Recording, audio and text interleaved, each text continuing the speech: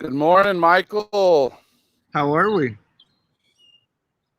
We're doing really well. I'm sure all of our listeners are going, "Where's Shawn and Michael at today?" And Shawn and Michael are in Scottsdale, Arizona. We've been at a conference here this week and doing some podcast recording. And so, for all of you on the East Coast or where it's cold, yeah, we're sitting outside. It's beautiful here, and actually wish you could be here with us. So. Yeah, Michael, it's been a great week, and I'm really excited today to have Todd here with us and all on the show. But Michael, why don't you share a little bit with our group about, why experience really matters and why we're even doing Experience Friday Live?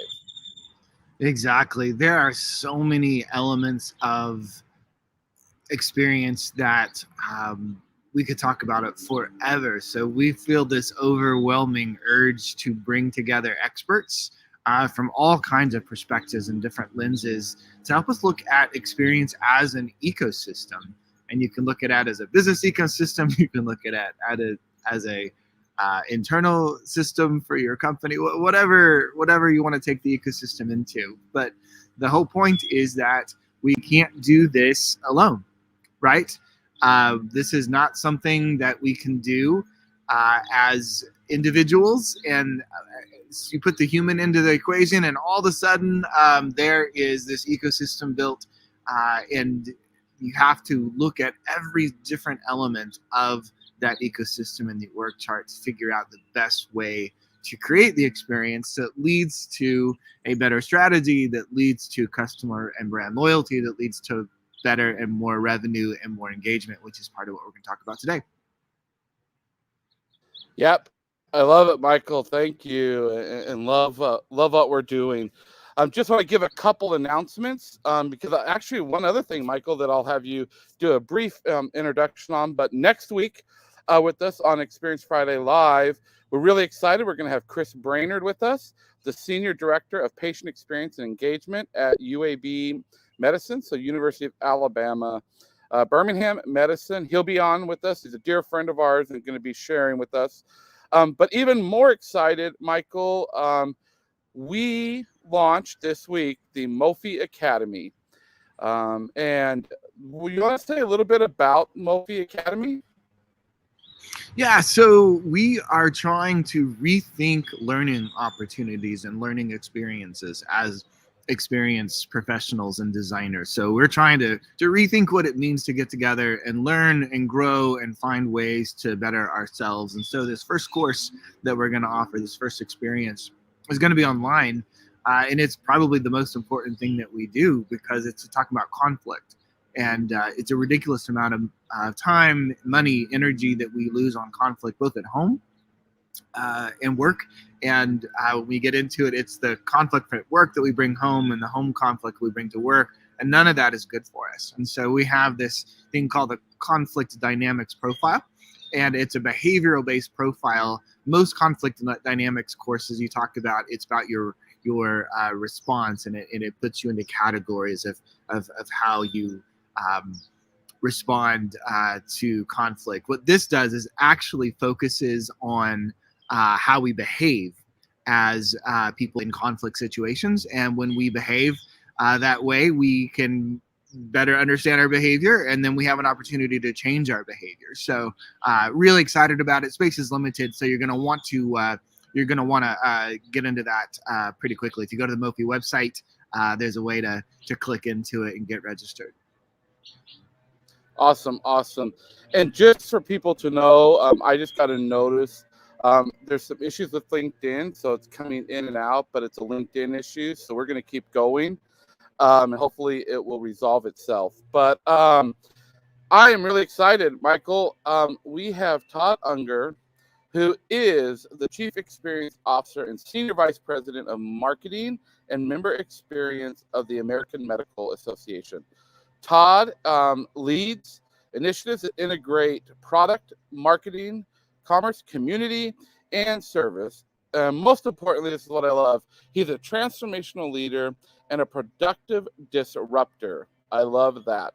Who never forgets it's always about the consumer and the customer. So we want to read Todd up. Todd, hey, welcome, buddy. Thanks for having me. It's really great to be here. Yeah. So Todd, thank you for doing this. I think what was interesting, and when I reached out to you to say, hey, would you do this with this, is I don't think people realized that there was even a chief experience officer in the American Medical Association, right? And so what a cool role and everything that you do. Can you just for a minute, we want to ask this question of you.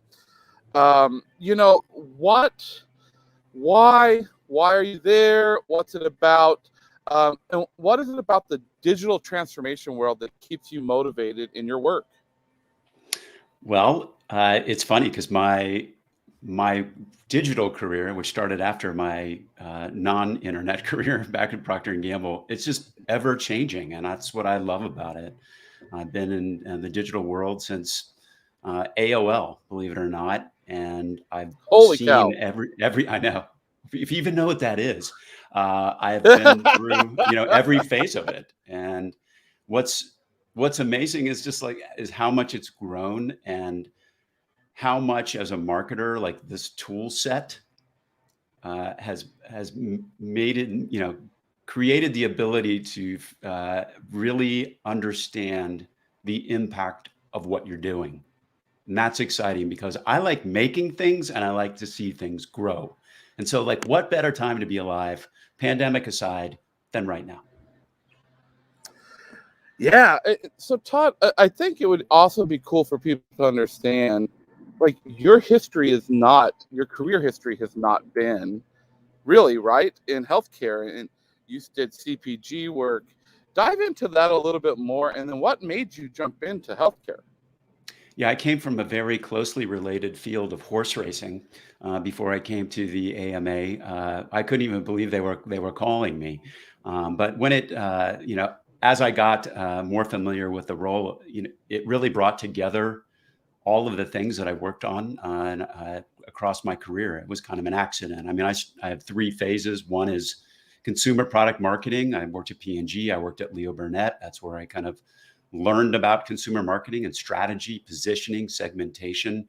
And I shifted that into the digital world, starting at AOL. That's when I learned about basically content development, programming, digital product management, and then the last position at the Daily Racing Form, a little bit obscure in terms of company, but it was a place where content, community, commerce all came together to really drive the business. And essentially, when I came on board at AMA, my focus is on membership. That's a subscription operation.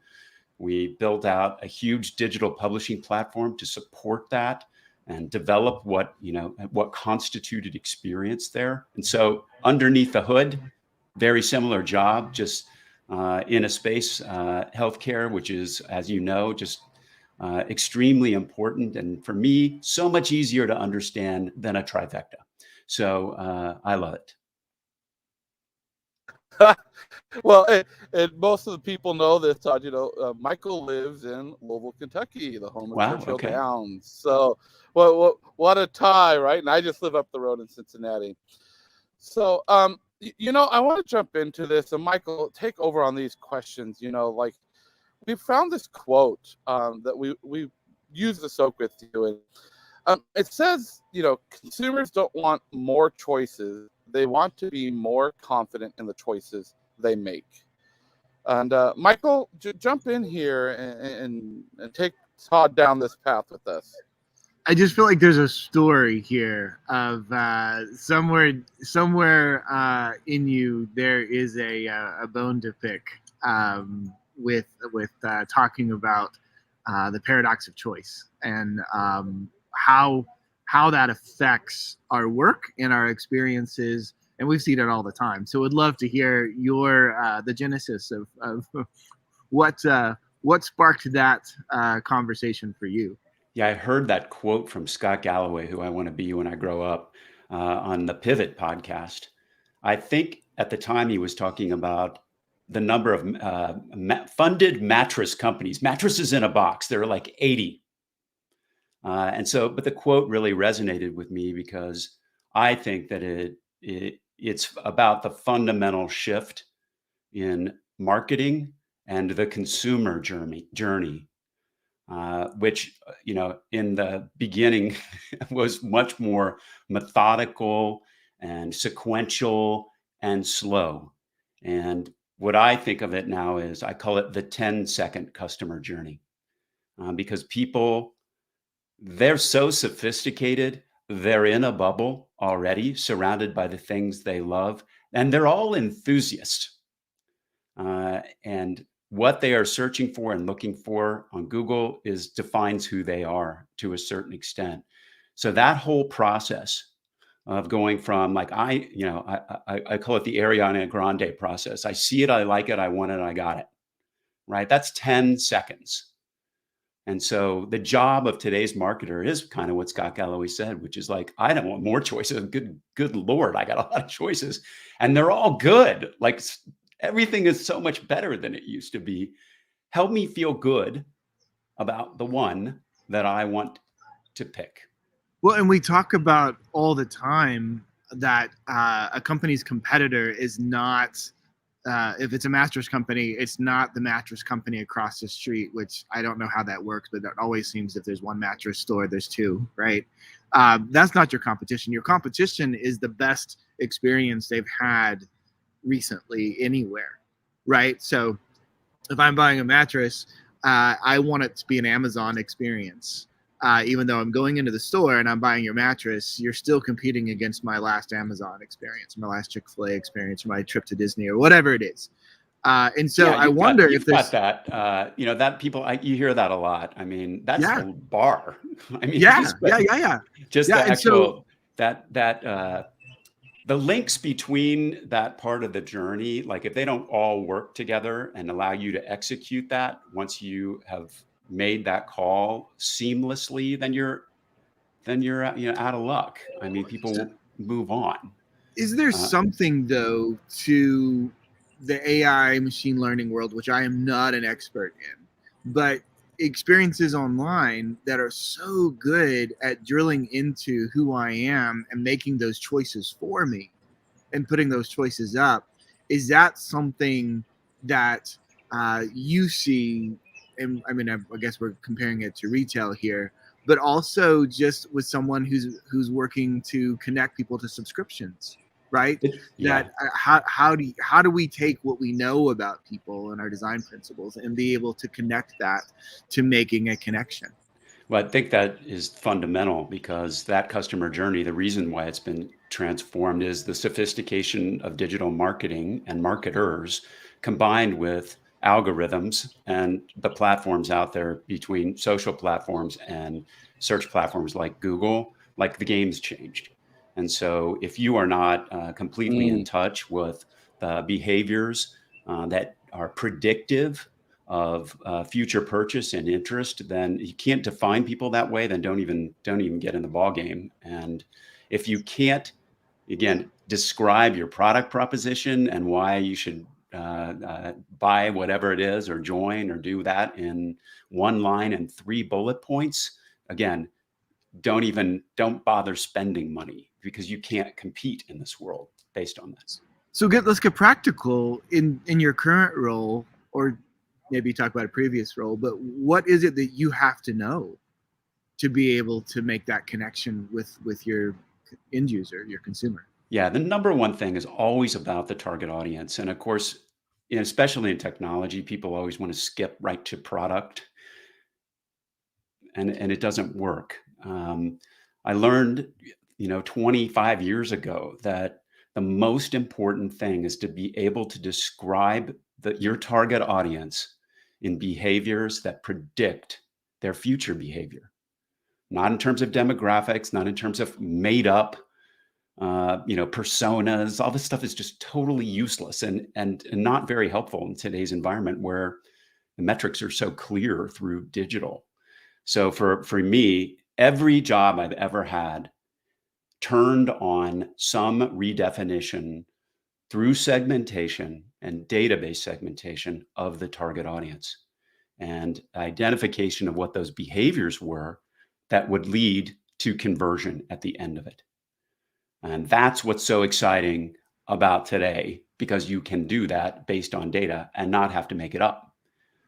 We heard a really great quote this week about customers don't want to know what they've done. They don't care about their data history. You know, what they care about is what they want to be told what to do. And I think that falls into this quote, right?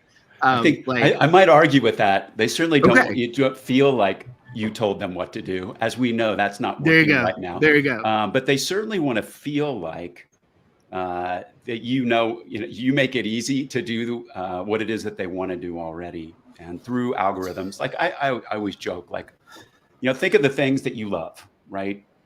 You're surrounded by those things in all the platforms. So I love Suit Supply.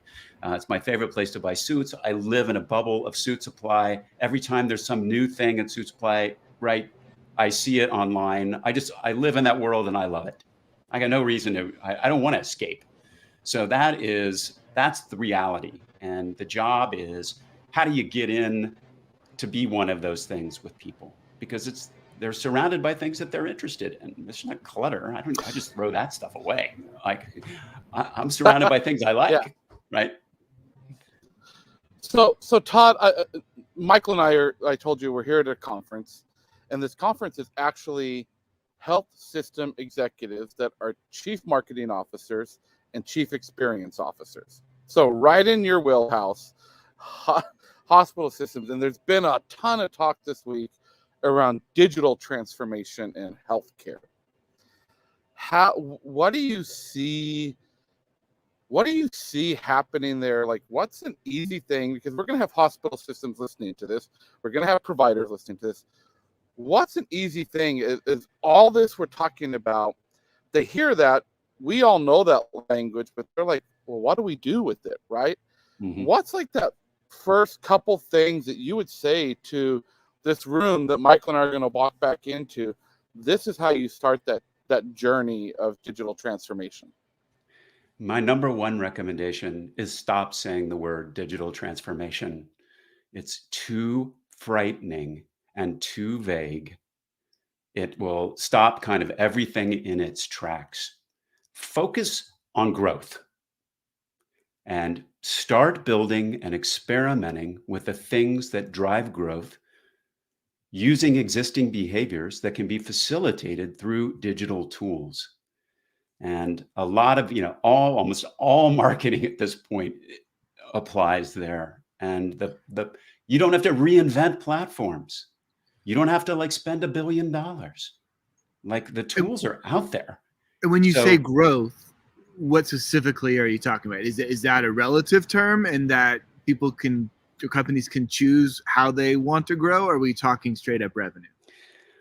Oh, you should choose how you want to grow. I mean, I'll tell you what my metrics are. My metrics are building audience for our mission initiatives, membership, and brand sentiment, period. I define those. That's how I measure my success and the success of my team. There are, revenue is obviously, an important part of that. But part of the thing with experience, which nobody knows what it is, I had to define it for myself, right, is it's got to be aligned with growth. And so whatever growth, like if I can say, I'm going to make you more money, I'm going to drive more members, I will build more audience. People like that. And so you say, I'm going to do that by doing the following things. Listen, 5 years from now, you can look back and say, we had a digital transformation. You can say it in retrospect, but don't say it going forward. It's too scary. It'll take too long, right? You don't need to have I have a friend here that runs a growth agency. We said, you don't need a 1-year wind up process and spend $1 billion. What you need to do is start experimenting right now. I love that. I wish I was could take you in and let this group hear this, because these presentations have been talking about our digital transformation, and that is such an interesting perspective that I don't think people that people are really taking right now, and there's digital transformation conferences everywhere, especially in the healthcare space. So I love that, Todd. And so, one of the things we ask all of our guests, and I can only imagine what this will be for you, is, what experience trends do we need to be paying attention to for 2022 and beyond? What do you got your eyes on this next year or two that you say you really need to be paying attention to that? One thing I think is just a more sophisticated understanding of what experience is. You have to define that. I said it's the seamless integration of product, marketing, service, and commerce to drive growth and retention. Put those words down on the page and understand what the metrics are that will basically you'll measure yourself by. That to me is happening all over there. I think it's so funny because I get invited to a lot of experience conferences, and they're still rooted mainly in customer service, sometimes design. But what I think you see is marketing and experience. They're kind of melding right now because what people are seeing is in order to get that 10-second customer journey, in order to have that seamless integration, someone somewhere in an organization has got to wrap their hands around that whole process. And that organizationally is very new. And companies have not caught on to it yet. They're still staffed and they think of organizational silos that don't deliver that. And so I think you're going to see changes in how companies are organized. I think you're going to see the ownership of customer experience change. And the definition of what constitutes experience is going to go way beyond the customer service metrics that used to underlie it. That's going to be part of it, but people are going to align with growth. And that's going to pushes experience. Go ahead. Yeah, no, I love it, Todd, because we at Mophie talk about the experience system, right? And there's experience isn't just one thing; it's several things in there, and so that excites me to hear you say that, because what's interesting is this: where we're at is it's two separate forums. It's the Chief Marketing Forum and the Chief Experience Forum. And at the end of the day yesterday, the groups came together and said, why are we doing these separate? They need to be together. So for you to literally just say that, Todd, like when we go into our debrief session this morning, I'm going to say, Todd Unger, the Chief Experience and Marketing Officer for the AMA just said they need to be together. So you just gave us some ammunition on that, Todd. So, hey, man, I am so excited again. And we had some issues with LinkedIn, but we're going to post this and we're going to bring you back again and get you on the podcast because you just are dropping so many things to us that we need to listen to. And I think the world needs to hear. So what's the best way for people to get in contact with you, Todd, if they want to reach out to you?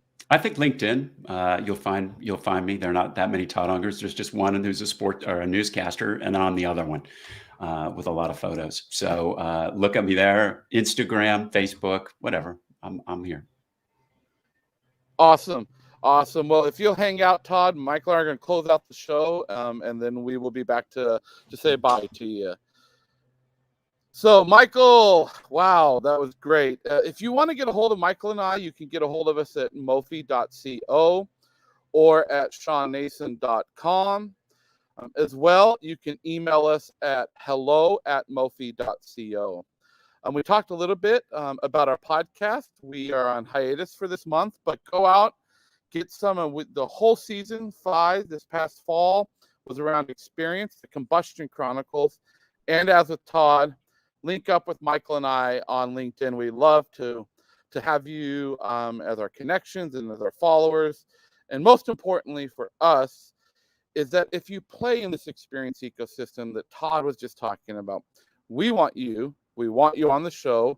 We want to see you here. We've got one more show for this season, for this year, and then we're on a little bit of a hiatus. but back in January. So reach out to us. And Michael, thank you again. It's been a great week here. And thank you to all of our listeners. And we will say bye for now, and we will see you next week. Bye for